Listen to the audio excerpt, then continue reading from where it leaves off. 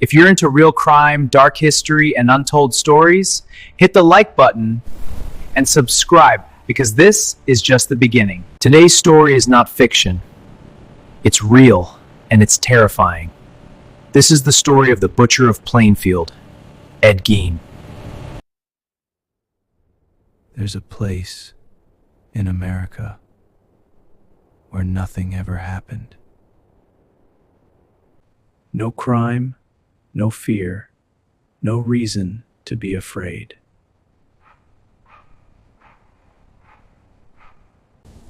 But sometimes the most dangerous places are the ones that feel the safest. Because evil doesn't always announce itself. November 16, 1957.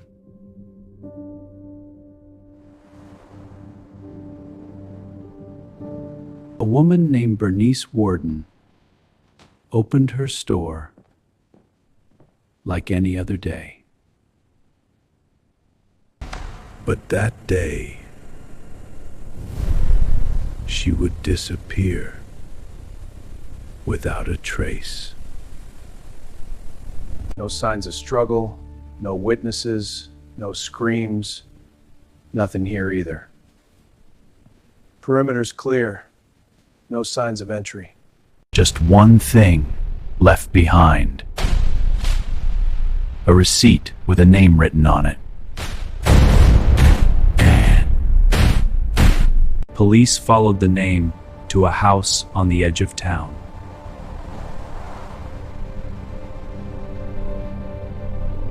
A house no one visited.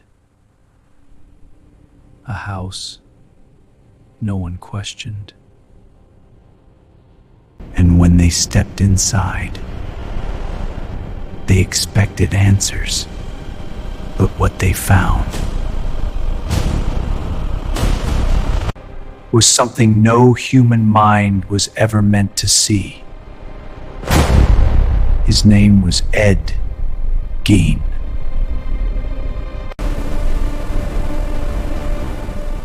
And this is the story of the most disturbing mind America has ever known. Long before the horrors, before the bodies, before the nightmare began, there was just no friends, no laughter, no childhood like other children. He didn't belong to the world outside. He belonged to the house. She taught him that the world was evil, that people were corrupt, and that women were the root of all sin. She didn't just raise him, she controlled him. Every thought was planted inside his mind. To him, she wasn't just his mother. She was perfect. And without her, he was nothing. And then, one day, she was gone.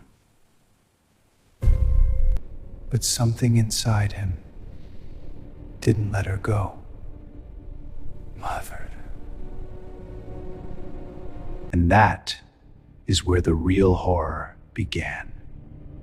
This is the story of Ed Gein he created. There comes a moment when a person loses everything. Farmhouse in silence. No movement, no life. And for him, that moment finally arrived. The one person he lived for, the one person he feared, the one person he worshipped. In that moment, his world didn't just change, it collapsed. No voice, no control, no purpose. But instead of moving on, He did something no one expected. He sealed her room. Everything stayed exactly the same, like she was still there. But outside that room, something inside him began to change. The silence grew louder. The thoughts grew darker. He couldn't accept it. He couldn't let her go, Mother. So instead, he found another way. A way to bring her back. Not in memory, but in flesh. And that decision would turn Ed Gein into something the world had never seen before. Night falls differently when you have nothing left to lose. And for him, the night became his only escape. A place of silence, of death, and secrets buried underground. While the town slept, he walked alone into the place everyone feared. A place of silence, of death, and secrets buried underground. He didn't come to mourn. He came to take fresh graves, recently buried. Every second, every movement, he knew this was wrong, but he didn't stop.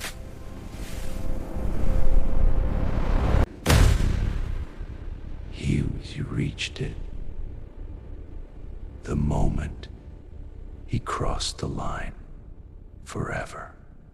It wasn't fear that filled his mind. It was something else. Purpose. That night, he didn't just dig a grave. He opened a door that should have never been opened. And from that moment on, Ed Gein, he became something else. The air was thick, rotten, heavy, impossible to ignore. A smell that didn't belong in any home. They moved deeper. And then they saw it. At first, it didn't make sense. The door creaked open, and the moment they stepped inside, they knew something was wrong. This wasn't furniture. It was something else.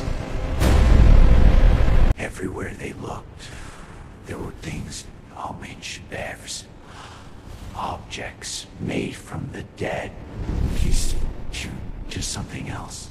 And then they saw the truth. A body hanging like it wasn't human anymore. This wasn't just murder. This was something far worse. And at the center of it all was a man who saw the dead not as bodies, but as material. It started like any other day. A quiet town, a simple life. Here you go. Here you go. He didn't look dangerous. He didn't act strange. He looked normal. A simple transaction, a quiet exchange. And then, in a single moment, everything changed. No warning, no time to react. And then, silence. The world outside kept moving, but inside everything. No witnesses, no screams, just one clue.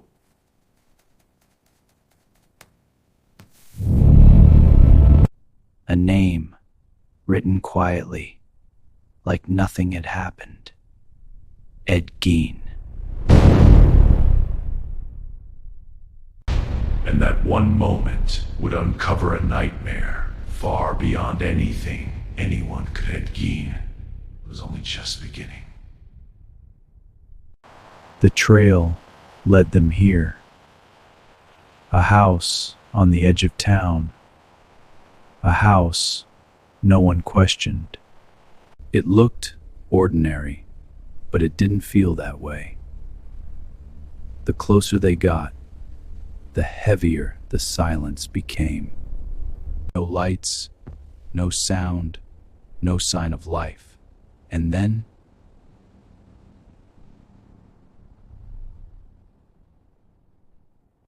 no answer, no movement, just silence. So they made a decision and stepped inside. The air felt different, thick, heavy. Wrong. With every step, it felt like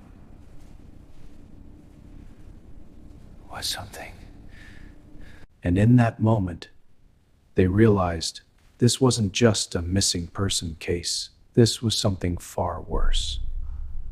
The beam of light stopped, and for a moment, no one moved. First, it didn't make sense. It looked like something ordinary, but something about it felt wrong. The closer they looked, the clearer it became. This wasn't natural. And then They understood. These weren't just objects, and they were pieces of someone. They were pieces of someone. Everywhere they looked, there was more. More signs. More pieces. More horror. And then they looked up and saw the truth. This wasn't just murder. This was something far beyond it.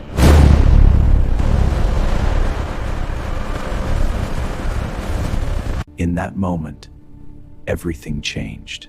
They weren't searching for a killer anymore. They had found a nightmare, and at the center of it was Ed Gein. Most killers follow a pattern: anger, revenge, power. But this was different. He didn't kill for money. He didn't kill for control. He didn't even kill for pleasure. So why did he do it? What could drive a man this far?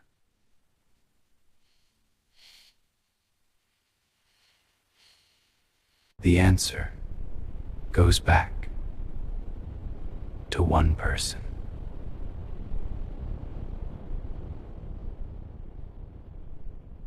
She wasn't just a parent. She was his world, his belief, his identity, his reality. When she died, something inside him didn't accept it. To let go. So instead of moving on, he created a new reality, one where she never left, one where he could become her. This wasn't just madness. This was obsession beyond control all. I'd no longer understood reality.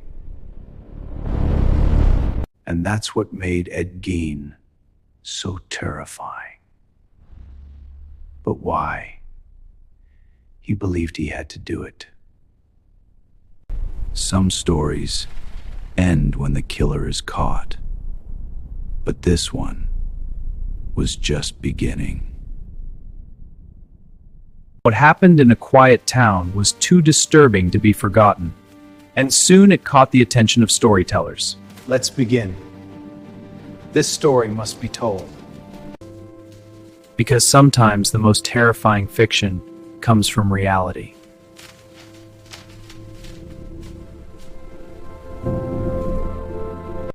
In 1960, the world met Norman Bates in Psycho.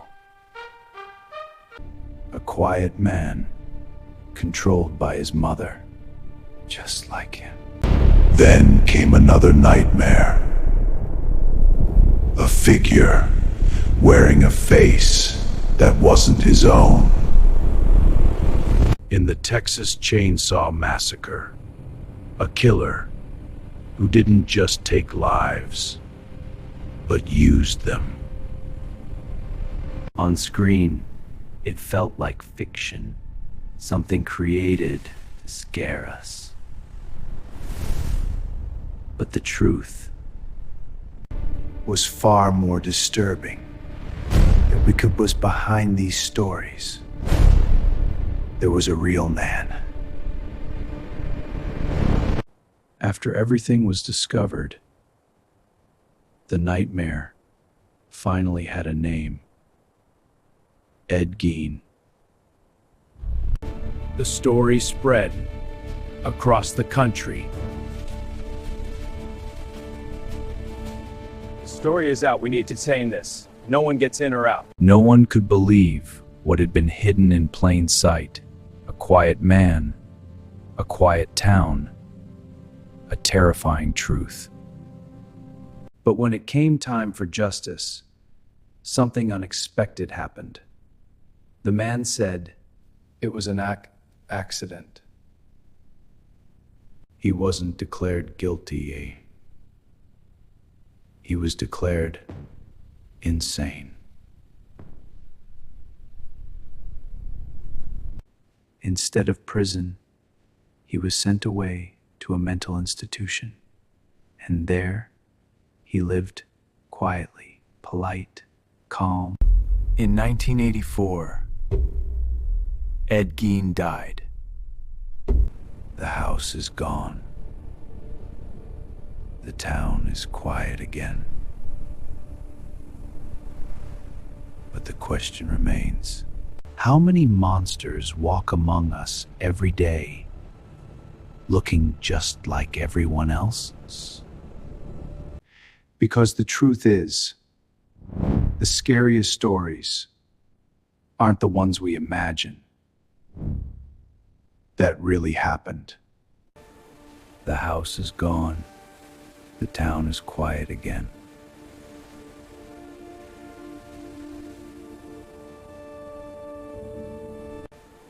The house is gone. The town is quiet again. Because the scariest stories aren't fiction. They're real. And Ed Gein was one.